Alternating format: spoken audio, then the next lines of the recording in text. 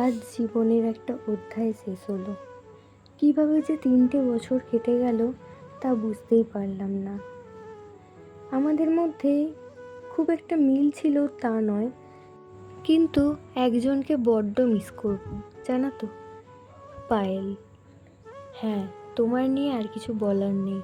একসাথে আমাদের পরীক্ষা দেওয়া, তুমি শর্ট প্রশ্নগুলো করবে কিন্তু আমি সংস্কৃত ব্যাখ্যা দেখিয়ে দেবো। হ্যাঁ, এই কথাগুলো বলা, পরীক্ষার রুটিন দেয়া থেকে এক্সাম শেষ না হওয়া পর্যন্ত খুব টেনশান হচ্ছে ভাই, এই কথাটা বলা। সবাইকে খুব মিস করব। বিশেষ করে বাস স্ট্যান্ড থেকে কলেজ পর্যন্ত গল্প করে করে হেঁটে যাওয়া, সবই পুরনো হয়ে গেল আজ থেকে। কলেজ থেকে অনেক কিছুই পেয়েছি, সেগুলো বললে আর শেষ হবে না। সংস্কৃত সাবজেক্টটা আমার বরাবরই খুব প্রিয়, কারণ আমি 2 থেকে সংস্কৃত পড়ছি। আমাদের ছোট্টবেলার স্কুল থেকে 2 থেকে সংস্কৃত পড়ানো হতো, সেই থেকে সংস্কৃতের প্রতি ভালোবাসাটা এখনও রয়ে গেছে।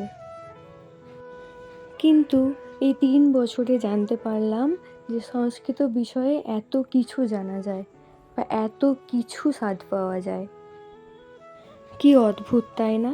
এই গুটি গুটি পায়ে কাঁদতে কাঁদতে স্কুলে যেতাম, আর এখন অনেকটা বড় হয়ে গেলাম। আজ মনটা খুবই ভারাক্রান্ত হয়ে আছে।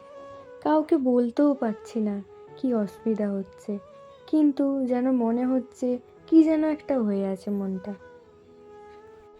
জানো তো, আজকে ছোটোবেলার কথাগুলো খুব মনে পড়ছে।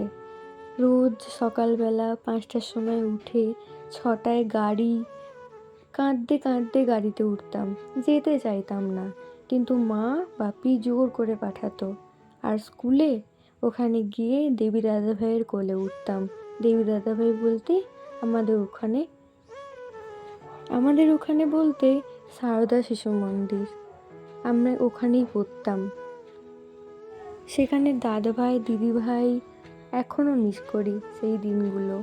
আগে কাঁদতাম ঠিকই, কিন্তু এখন বুঝতে পারি এই দিন থেকে আজ অনেকটা বিরতি।